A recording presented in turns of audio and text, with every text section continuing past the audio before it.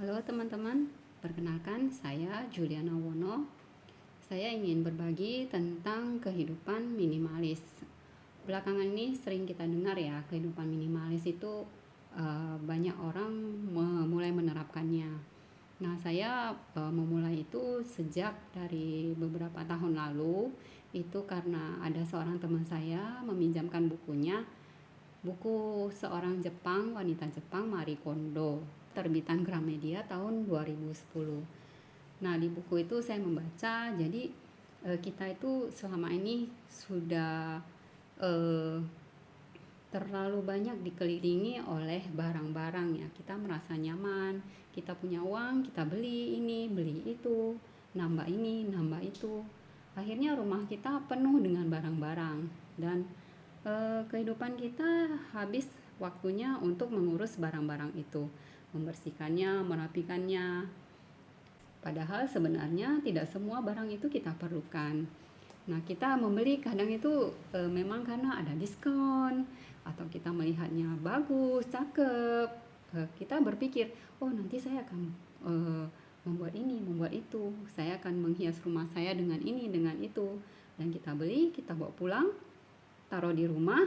Terus waktu kita mau pasang, kita mikir, lah masang ini nanti saya masih memaku dinding, menempel di dinding, nanti dinding saya rusak, kalau dilem juga belepotan gitu kan. Jadi kita mikir lagi, nantilah, nantilah, nanti lagi, akhirnya barang itu bergeser, bergeser terus akhirnya masuk ke gudang. Nah, sering seperti itu, akhirnya gudang bertumpuk barang-barang. Ya begitulah, jadi dari membaca buku itu saya terus menyadari ya, sebenarnya ini bukan sebuah hal yang bagus ya. Kita melakukannya, kita melihat orang seperti itu, kita lakukan dan kita merasa itu normal-normal saja. Jadi setelah membaca buku ini saya benar-benar seperti terbangun. Jadi kita dikelilingi oleh banyak barang itu menghabiskan energi kita, menghabiskan waktu, tempat, dan konsentrasi kita. Jadi di buku itu dijelaskan bahwa setiap barang itu menghabiskan energi dari pikiran kita tanpa kita sadari. Kita berpikir itu tidak ada pengaruh, tapi sebenarnya semua itu ada terekam di dalam kepala kita ya, di pemikiran kita. Nah, setelah dari sana saya searching lagi, saya nonton lagi di YouTube banyak video tentang kehidupan minimalis. Satu yang menarik perhatian saya adalah seorang Jepang lelaki bernama Fumio Sasaki. Saya menonton videonya itu di channel Asian Boss ya. Jadi dulu itu dia juga seorang yang sangat berantakan, penuh dengan barang-barang sama ya, seperti saya juga. Beli buku, bukunya bertumpuk selemari, beli kaset, beli kaset video, CD lagu, bertumpuk-tumpuk juga. Beli ini, beli itu, baju yang akhirnya tidak pernah terpakai sama sekali juga banyak ya. Yang kemasannya tidak dibuka juga banyak. Begitu juga dengan buku. Yang kemasannya masih utuh itu masih ada banyak ya. Jadi nggak terbaca. Begitulah dia juga membaca. Ternyata dia juga membaca buku Marie Kondo. Nah, dari sana dia juga terinspirasi. Jadi dia juga memulai mengurangi barang-barangnya, membuangnya atau mendonasikannya. Dia itu dulu ya sampai katanya kulkasnya aja juga penuh dengan makanan-makanan kemasan yang dia sendiri tidak tahu itu masih layak dimakan atau tidak. Karena bertumpuknya barang-barang itu, akhirnya Sasaki ini malas untuk berbenah ya, karena membutuhkan waktu dan energi yang sangat besar. Namun setelah dia membaca buku itu secara bertahap, beliau pun mengurangi barang-barangnya. Jadi sekarang saya lihat di video itu ya, foto sebelum dan sesudahnya. Jadi yang foto sebelum itu bahkan kita mau melangkah berpindah dari satu ruang ke ruang lain itu juga susah karena penuhnya barang-barang.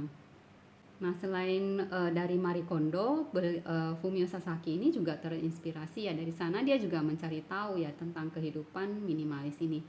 Dia juga menonton dari YouTube dan melihat seorang yang bisa bepergian keliling dunia itu hanya dengan satu ransel.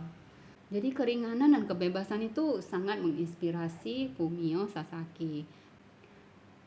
Sekarang di lemarinya itu hanya berisi 4 t-shirt, 4 pasang kaos kaki, 3 kemeja, dan 5 pasang sepatu. Beliau juga menggunakan 1 sabun aja untuk mandi, sampo, cuci piring, cuci baju, untuk bersih-bersih. Jadi sangat simpel. Total barang di rumahnya yang dia miliki, dia pernah hitung atau temannya pernah hitungkan untuk dia, itu lebih kurang 150 item. Itu sudah termasuk yang di lemari es. Kita mungkin berpikir 150 itu banyak ya, tapi coba kita hitung punya kita sendiri. Itu bisa beribu ya. Tanpa kita sadari, kita simpan ini, simpan itu di lemari. Nah, lemari ini kita itu kamuflase jadinya. Barang-barang kita simpan di lemari, kita nggak nampak. Padahal di dalamnya itu berpuluh-puluh atau beratus-ratus item di dalamnya. Terus juga karena tidak banyak barang, dia itu kalau membersihkan rumahnya itu hanya membutuhkan tidak lebih dari 2 menit saja. Karena sudah tidak punya terlalu banyak barang, dia sekarang menyewa apartemen yang lebih kecil. Tidak membutuhkan lagi lokasi untuk menyimpan barang-barang. Setelah berhasil menjalankan hidup minimalis ini, dia menulis buku juga. Dia ini adalah memang seorang auditor ya. Jadi dia menulis buku untuk dirinya sendiri yang berjudul Goodbye Things, Hidup Minimalis ala Orang Jepang, terbitan Gramedia Pustaka ya kalau di Indonesia tahun 2018. Nah, di sana beliau menulis pengalaman-pengalaman dia sendiri dan apa yang dia rasakan. Di buku itu dituliskan bahwa tadinya itu memang masyarakat Jepang itu adalah minimalis sejati ya. Jadi mereka itu satu orang itu hanya punya 2-3 kimono yang selalu terlipat rapi, bersih dan rapi. Dan mereka hidupnya juga sering berpindah karena dulu itu kan memang pada nomaden, apalagi di Jepang itu sering terjadi bencana, gempa bumi. Jadi mereka itu jarang yang punya rumah menetap di satu tempat. Terus beliau juga terinspirasi dari perusahaan Apple yang CEO-nya adalah Steve Jobs. Jadi beliau itu membuat produk yang sangat minimalis yang menghilangkan semua yang tidak diperlukan. Jadi seperti handphonenya itu hanya punya 1 tombol, sudah bisa untuk semuanya. Begitu juga dengan laptop Mac Apple, jadi sangat simpel. Nah, setelah Fumio Sasaki ini, saya juga terinspirasi dari channel YouTube seorang Jepang bernama Aki. Channel YouTube-nya namanya Samurai Matcha. Nah, ini saya senang sekali nonton video YouTube dia ya. Dia itu juga penerap kehidupan minimalis. Beliau ini dulunya juga sama ya, materialis. Nah, beliau ini menjadi minimalis itu karena pernah satu saat dia itu adalah seorang pemilik guest house. Menjalani ini beliau termasuk berhasil, ramai ya. Nah, guest house-nya ini juga beliau nyewa ya, rumahnya, lokasinya dari seseorang. Ketika habis masa sewa ini, orang tersebut tidak mau menyewakan lagi kepadanya. Tidak tahu apa masalahnya, jadi beliau bingung ya, barang-barangnya banyak gitu. Dia mau taruh di mana? Di Jepang itu kalau nyewa-nyewa tempat itu kan mahal banget. Barang ini akhirnya dijual atau dibuang. Di Jepang ini buang barang itu juga bayar. Nggak bisa kayak kita di sini buang sampah asal buang aja. Nggak boleh. Nah, di Jepang itu kalau buang barang itu malah mereka harus bayar ya. Bayarnya mahal, semakin besar barang semakin mahal biaya jasa membuangkan barang ini. Nah, dari situ dia mendapatkan pelajaran bahwa memiliki barang yang banyak itu sangat membingungkan. Jadi beliau akhirnya berpindah tempat dan beliau bekerja sebagai seorang guru. Nah, dari sana dia menyewa sebuah apartemen yang kecil-kecil aja dan mengurangi barang-barang miliknya. Jadi beliau ini juga hanya mempunyai beberapa helai pakaian, hanya punya 1 sepeda, sangat minimalis.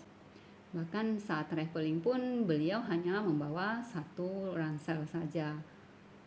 Dan orang-orang minimalis ini ya, kalau mau pindah rumah, jadi mengemas barang itu hanya butuh 20-30 menit aja udah bisa. Jadi tinggal angkut. Apalagi di Jepang itu kalau pindah rumah mengangkut barang itu sangat mahal biayanya. Nah, dari YouTube Samurai Matcha ini beliau membagikan 5 manfaat dari kehidupan minimalis, yaitu pertama adalah kita akan menjadi lebih kreatif terhadap barang-barang yang kita punya.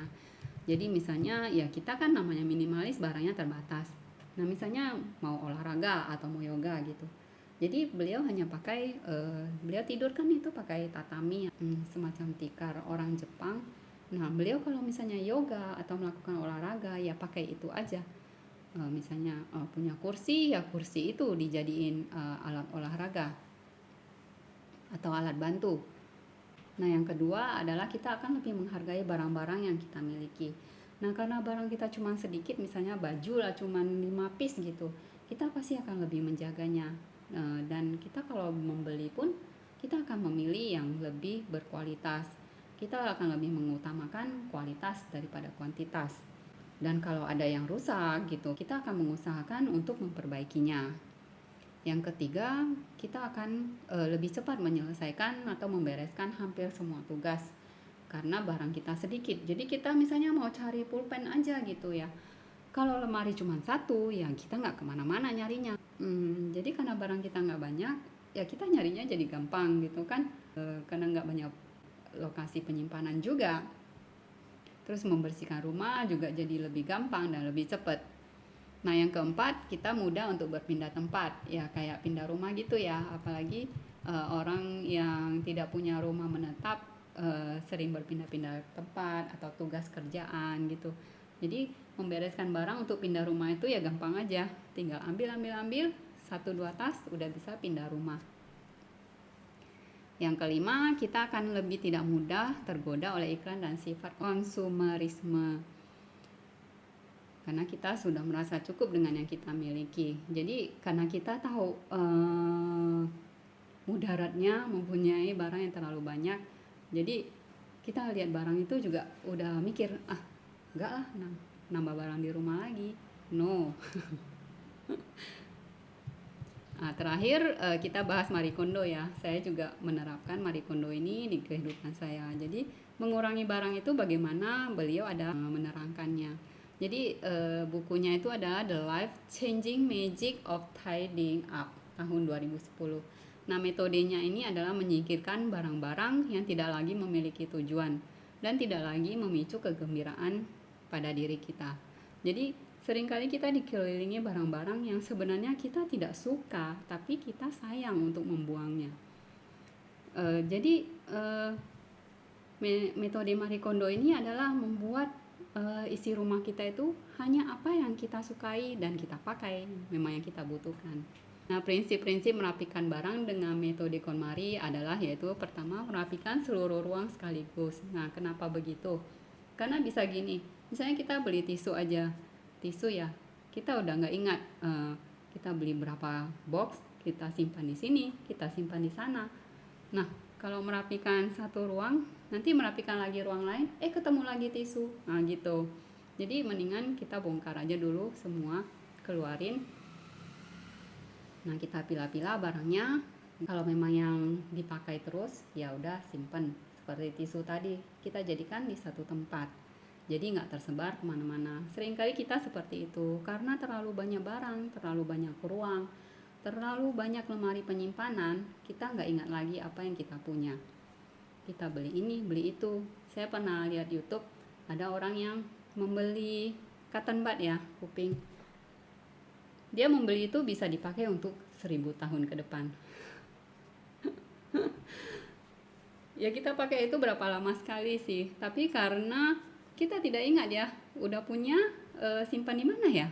Nah gitu, jadi beli lagi. Terus yang kedua adalah jangan terpaku pada penyimpanan. Nah seperti itu. Jadi menyimpan barang itu kayak ilusi. Kita melihatnya rapi di dalam lemari gitu ya. Padahal di dalam itu kita nggak tahu apa aja yang ada di sana. Nah jadi lemari dan rak itu haruslah fungsional untuk gaya hidup dan hanya berisi barang yang kita sukai dan memang digunakan. Yang ketiga, rapikan berdasarkan kategori. Ya seperti yang tadi saya bilang ya, bukan berdasarkan lokasi. Jadi kita kumpulin barang-barangnya kayak buku gitu kan. Nanti kita taruh di sana, taruh di sini. Nah, ini yang kita kumpulkan dan kita pilih-pilih mana yang memang kita pakai, memang perlu kita baca, kita taruh di satu tempat.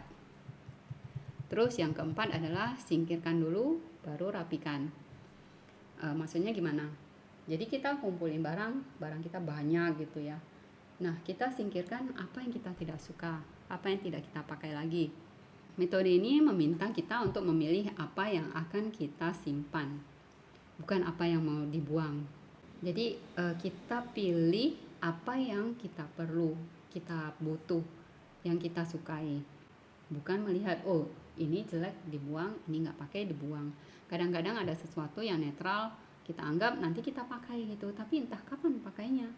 Sampai tahun depan juga barang itu ya di situ-situ aja, nggak terpakai-pakai. Nah, barang-barang ini gimana kita tahu kita harus menyimpannya atau tidak? Coba kamu pegang barang itu, apakah kamu merasa barang ini memberikan kebahagiaan bagi kamu atau tidak? Jika jawabannya ya, simpan, jika tidak, buang.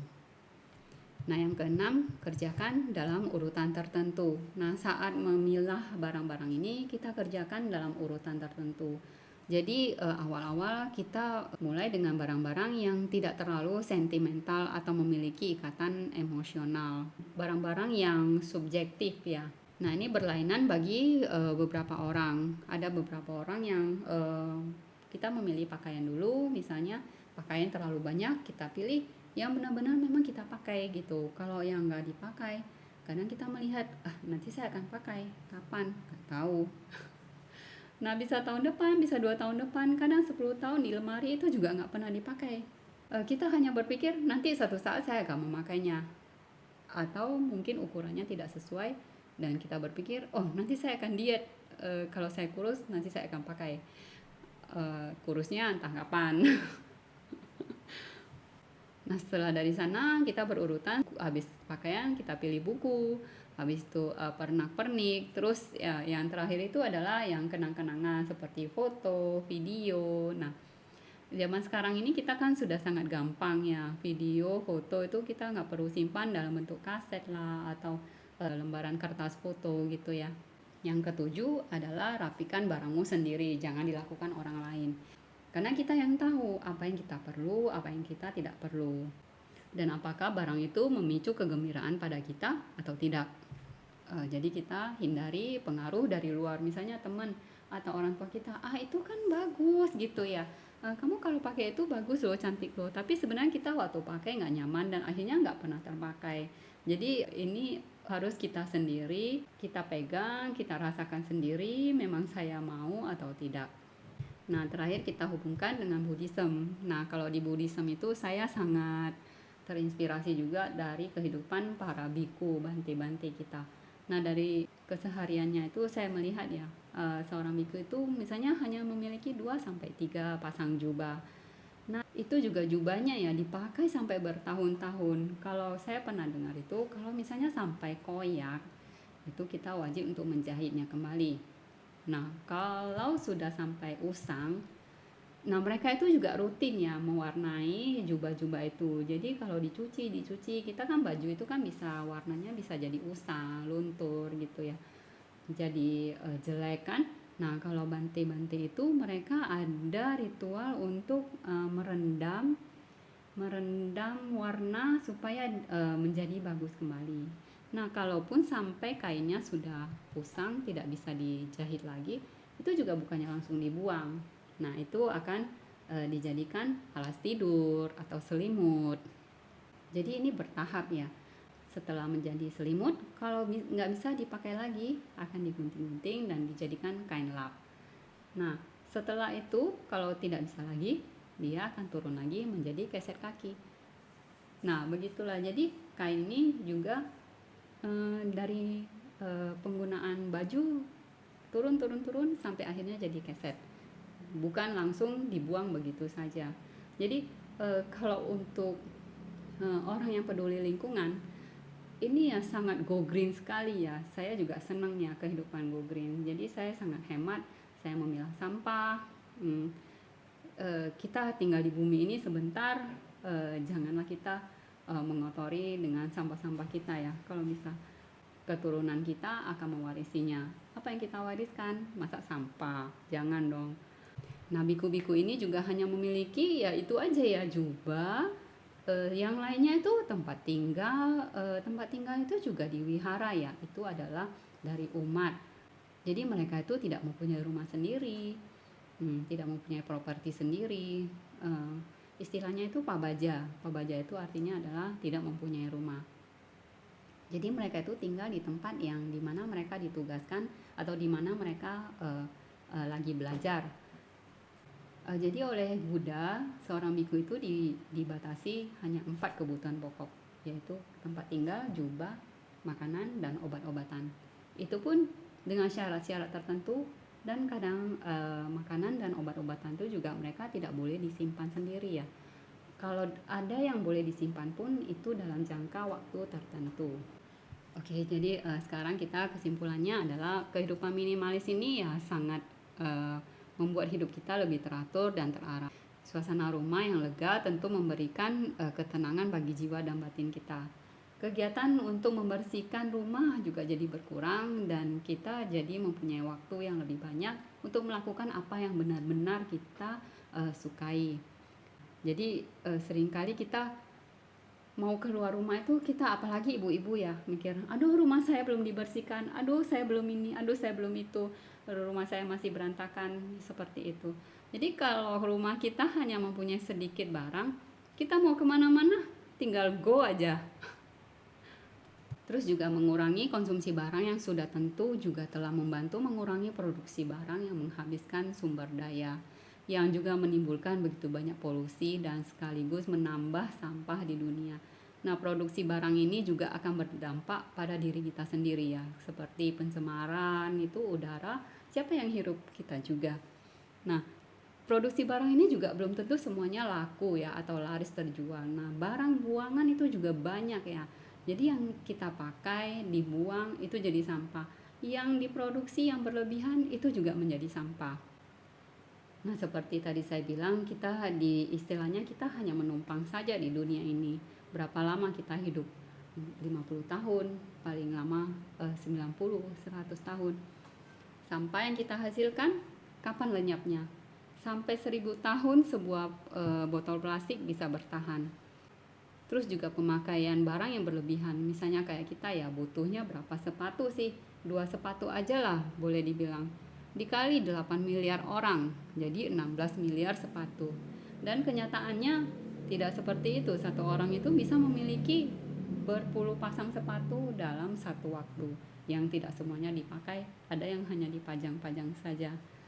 Hidup minimalis ini juga termasuk dalam hal makanan ya. Jadi saya nonton di YouTube itu, mereka juga minimalis dalam pemilihan makanan. Jadi mereka makan itu hampir menunya itu setiap hari sama. Jadi di kulkas itu ya stok makanannya ya itu aja.